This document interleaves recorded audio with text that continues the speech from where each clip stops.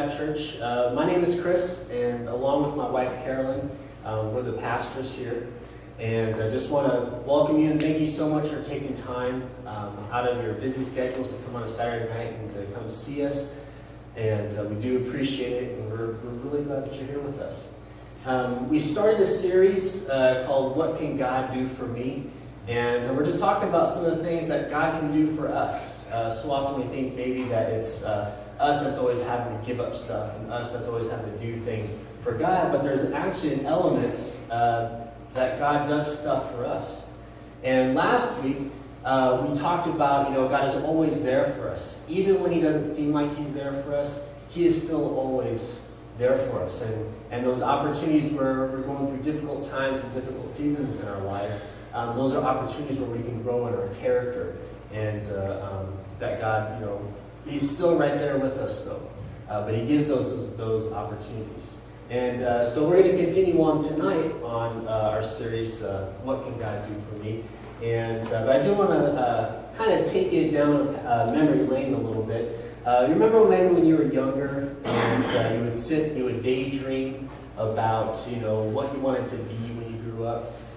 Maybe, some of you wanted to be like an FBI agent or part of the Secret Service or even a doctor or a nurse or what have you. When I was young, I used to dream about being a fighter pilot. Now, at the time, I was living in Tucson, Arizona. There's a big Air Force base down there. In fact, I was born in Tucson. And the first house that we lived in, just after I was born, was right across the street from where they stored all the old airplanes. All the planes that were decommissioned and weren't working anymore. They called it the old boneyard. And we lived right across the street from there. And every time we drive by there, my parents would say, I would tell them, those are my planes. We'd drive by and say, those are my planes over there. Those are my planes. And so when I was young, I dreamed about being a fighter pilot. I dreamed about it every day. I played all the video games that were about flying planes. I loved Top Gun. I loved all the flight movies, even if it had to do with helicopters. I just loved and I wanted to be a fighter pilot. I can remember being so close to the Air Force base. I could see the air shows from my house. The Thunderbirds would come just about once a year, and we would go, we'd see them, but then I could also climb up on my roof. As I got older, I'd be able to climb up on my roof, and I could look, and I could see when they do the high aerial acrobatics. And I loved it. I loved it. There was a flight path that flew right over my house, and so I could see the planes flying over. And one thing I really liked about it were the noises. I loved the sounds that planes make. Them screaming over top, and I loved it when they went supersonic. You could feel it in your house. All of a sudden there'd be this boom, and you'd know, oh, somebody broke the sound barrier, and you go outside, you try to find the plane. And even now, as I'm older, if I hear a jet fly by, if I don't think it's like an airliner, or if I think it's a fighter jet, I find myself still wandering outside, looking up at the sky. And I'll call the kids out and say, hey kids, come on, come see. You see the plane over there? You see that one? They're going to Salt Lake City. It looks like they're going this direction. And even on Sundays, there's a guy that flies around Fruta in this old biplane. And it's great to go out there, and I try to get the kids out there to see them because there's still a little bit of part of me that loves planes and loves, still dreams about being a fighter pilot, I guess. Now, I couldn't tell you a whole lot about the different planes. It's more just, I just love observing them and love watching them. We went to the air show and just had a great time there. But maybe you can remember some things that you wanted to be when you were younger. And you were thinking about the future, thinking about growing up. And you had this idea, you had these daydreams, you had these visions about who you wanted to be when you grew up. Now tonight what we're going to talk about identity. We're going to talk about how God gives us identity. And just like when we were younger, envisioning those things that we wanted to be when we grew up, God also gives us an identity as well. Now, there's a difference between the way men kind of relate to identity versus the way women relate to identity. See, as a guy, we relate to who we are by what we do. So in other words, say I'm a plumber, I'm going to identify myself as a plumber. As somebody, like I'm a plumber. People ask, well, what do you do? Or who are you? You say, well, I'm a plumber. You know, maybe if you're a gal, you might identify yourself as in the medical profession as a nurse, or even as a stay-at-home mom, or as a housewife. But the difference is women make their identities through their relationships. And so women identify themselves through their relationships. And so, like, for instance, my wife, she identifies herself as a mom. She identifies herself as a mom and a pastor because it's through the relationships that she has that she gets her identity. But I have a question for you because, you know, if I'm a plumber, I'm not necessarily going to be a plumber my entire life. There's going to be seasons and times where maybe the work might dry up and I'm no longer a plumber anymore.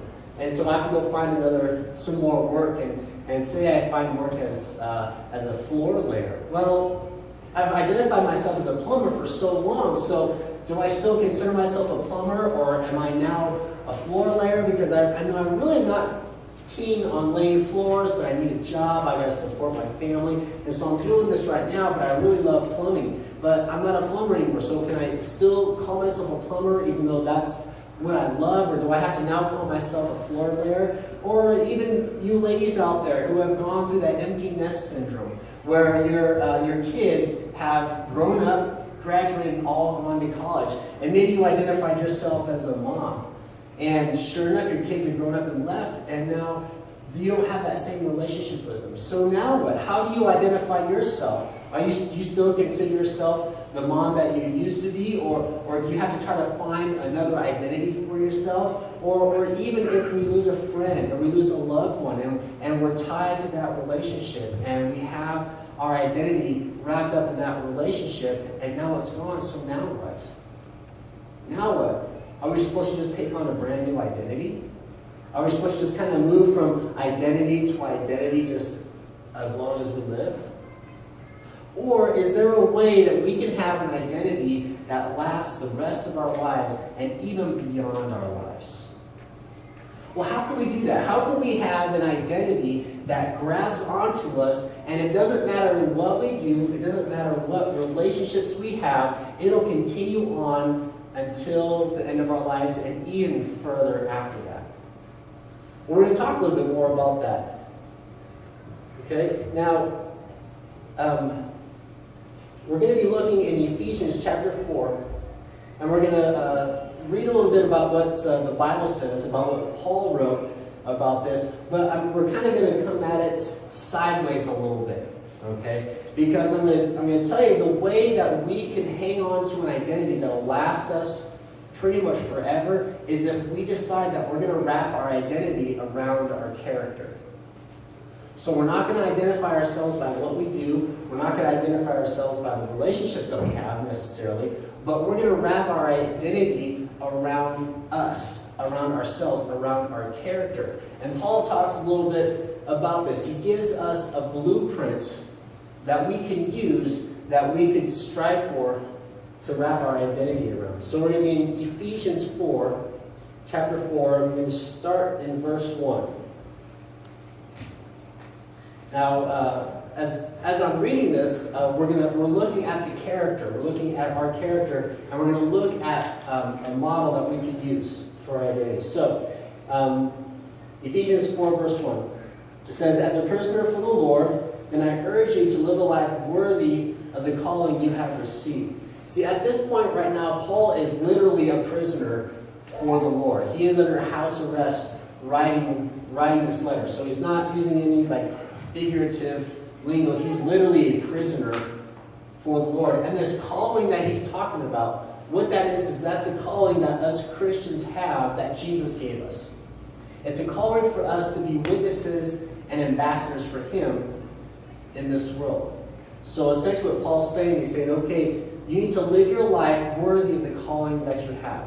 So we're going to take that calling is the calling that Jesus put on you to be witnesses for him, to be ambassadors for him. So we are to be Christ's representatives. And then Paul's going to give us a list of characteristics that talk about that reflect exactly what Christ's characteristics were. And so in verse 2, it says, "Be completely humble and gentle, be patient, bearing with one another in love, make every effort to keep the unity through the bonds of peace." So be completely humble and gentle, be patient, bearing with one another in love, making every effort to keep the unity of the Spirit through the bonds of peace. So what Paul is listing off there, he's listing off the characteristics, pretty much the characteristics of Christ. He was definitely humble.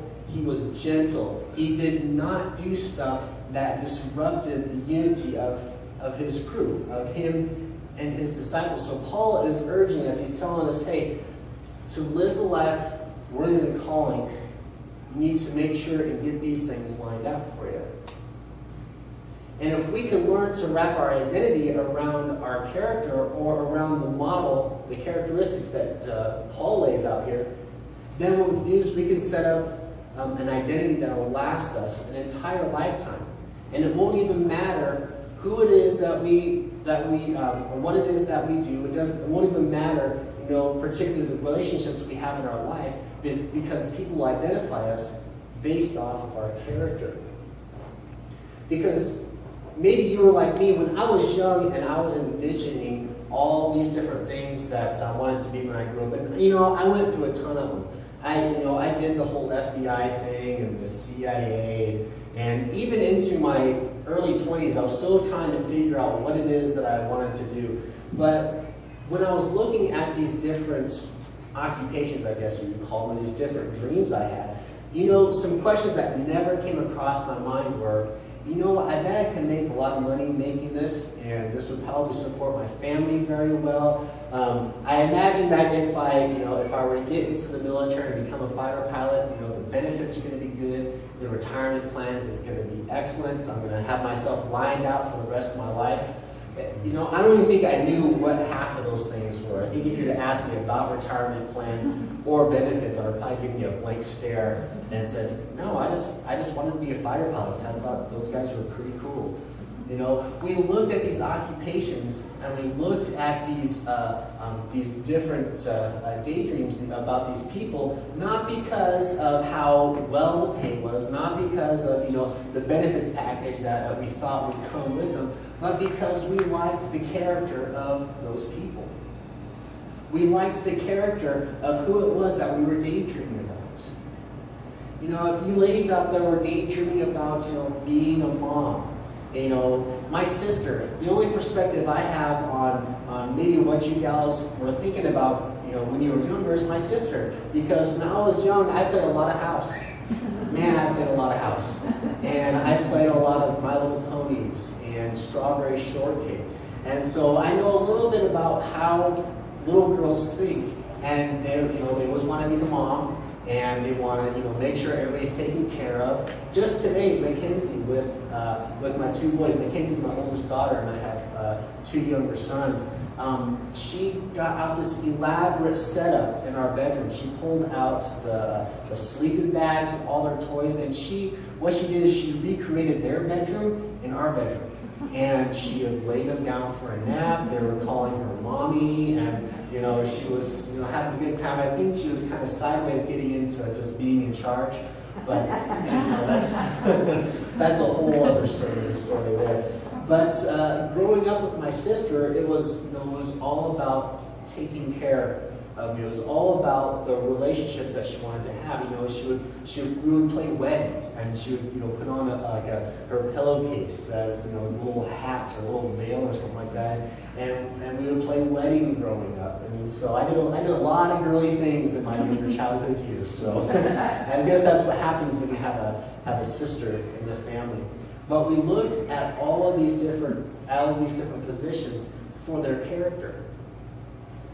We didn't necessarily look at them thinking, well, this was going to make a good career that I could supply for my family and do the monetary things and the physical aspects of what these jobs and what these opportunities may have provided weren't on our minds. What was on our minds were the character. It was the character of these individuals. It was the character of these folks. I remember seeing the Thunderbird pilots lining up and just thinking, those guys are so awesome. I mean, it's like they couldn't do anything wrong. They looked perfect. And I wanted to be like them. I wanted to be one of them. I wanted to fly around in a jet plane and do all the cool maneuvers. And because I liked the idea of being a pilot. So I thought that being a pilot, would make me a good person. I would be this great person that everybody would look up to because it was the character I was interested in. If you wanted to be a doctor, maybe it's because you saw how they like to help people. Again, it's the character you saw in that person that made you want to be like them. So how is it that we can wrap our identity around our character? I mean, it seems a whole lot easier said than done. Like how do we know we're even being identified by our character? Well, there's one thing. There's one thing that we can measure this by, that we can use as like a litmus to find out, if our identity is actually wrapped around our character. And it's this: we listen to what people are saying about us. We listen to what people are saying about us. Because people will talk about not just what we do, but they talk about who we are. They talk about the different characteristics that we have. They talk about the different aspects of our lives outside of what our job is or what vocation that we have. And so if you really want to get serious about finding out if your identity is wrapped around your character, do something very, very bold this next week. Ask somebody what they think of you. And then if you're not sure they're giving you the straight answer, if you're not sure that they're, maybe there's blowing smoke your direction because you're a friend, then ask somebody else to ask somebody what they think about you. And have them come back and report back to you. Because I know for myself, I don't want to just be identified by what I do. Because if I ever stop doing what I'm doing, then I have to switch my identity. I have to go do something else. I want my identity to be wrapped around my character. I want to have one of those tombstones that say, he was an honorable man. That is somebody that was wrapped, that their identity was wrapped around their character and not what they do. Last week I told you a story about when I was in high school. One day I just had all my friends decide that they didn't want to be my friends anymore. And that next year turned out to be kind of a rough year for myself. But outside of it just helping me to grow my character, what it did is it forced me to find a new identity. Because in that group, we were a group of skateboarders and just ruffians. We were not really good guys when we were in high school. But my complete identity was wrapped around both what I did and those relationships. I was a skater. I was a skater kid. I didn't like anything that wasn't skating, and I only liked stuff that was skating. And then also, I didn't like anything that my friends didn't like, and I only liked what my friends liked. So I was completely wrapped up in this group where it was, I talked like them, I did things like them. And so when they said, we're just going to have to part ways, I had to completely redefine myself. And there was a period of time where I was completely lost. I had no idea who I was. I was still wearing the same clothes because that was all the clothes that I had. I suppose I changed my language a little bit as far as how I talked and what I said, because I think I just realized that the phrases and things that we were saying were just kind of stupid. So I stopped saying those, and I had to completely redefine myself. I started hanging out with my sister's friends, and they were way different than I was, and so there was no way I could identify myself with them. They all were cowboys and like country music, and that wasn't me, just wasn't who I was. And so I had to find my own identity. I had to find out who I was. And in doing that, I had to make sure that my character was what I wrapped it around. Because I found out I like to do a lot of things. I liked sports, I liked athletics, I like being athletic and trying different physical challenges. That's what I like to do. I liked being nice to people. I didn't like not being nice to people. When I was with that crew, we were not nice to people. But I found out I liked being nice to people, so I just decided to be nice to everybody. And would you know it? When you're nice to people, guess what? They're nice back to you. Isn't that amazing? And so I decided to build this identity around my character, around who I was, not what I was doing or the people that I was hanging out with. Actors, unfortunately, seem like they have, from my perspective, they have this identity crisis. Always this identity crisis. And you'll hear about some actors just kind of going way off the deep end and doing something outrageous, maybe to separate themselves from what people think they are or who people think they are. But a lot of times, actors are identified by the characters that they play. Like, for instance, Robert Downey Jr. is forever going to be Iron Man. It does not matter what other role he plays, he is always going to be Tony Stark. And that's just an identity he's going to have to deal with for the rest of his life. But you've seen some of these other actors and actresses that just have gone completely off the deep end. There's a comedian, although he would not appreciate people calling him a comedian, whose name was Andy Kaufman. Maybe some of you remember Andy Kaufman. He was around in the 70s and then died in the 80s. And so he was a little bit before my time. But I've seen the movie Man on the Moon, and I've heard a lot about him, and he's a pretty funny guy. But this was a gentleman that ran through a lot of different identities throughout his comedic career. He started off doing this bit called Foreign Man, where he would come out with this crazy accent, and he would do impersonations. He would impersonate different actors and different personalities, but he would never sound like them. He would just do their phrases and their saying in his own accent. And then at the end, he would be Elvis Presley and knock her out of the park, and that was his bit. So he made himself famous by being Foreign Man, and so much so that the sitcom Taxi picked him up, and they wanted him to be Foreign Man on Taxi. Latka was his name. And they gave Latka multiple personality disorder. So he could then, in that series, move in and out of different characters as he pleased as well. So he had different sub-characters inside of that as well. So as time went on, he really didn't want to be identified as Foreign Man too much anymore. And so what he did is he would go around and he would put on a show, and he would start reading The Great Gatsby. And people thought he would be comedic in reading it, but no, he would just open the book and he just started reading The Great Gatsby. Well, people wanted him to be Foreign Man because that's who they identified him with. So they would heckle him, they'd tell him, "Come on, say it, thank you very much." And he said, "No, I'm reading. And so he'd give him a choice. He'd say, "Do you want me to read or do you want me to play a record?"